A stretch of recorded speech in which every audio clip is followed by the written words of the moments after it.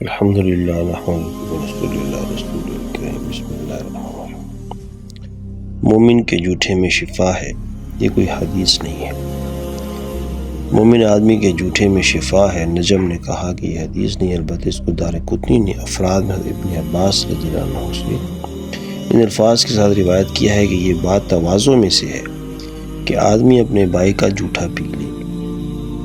اس کو حدیث کہنا رسول اللہ صلی اللہ علیہ وسلم پر جھوٹ ہے، اور اس طرح مومن آدمی کا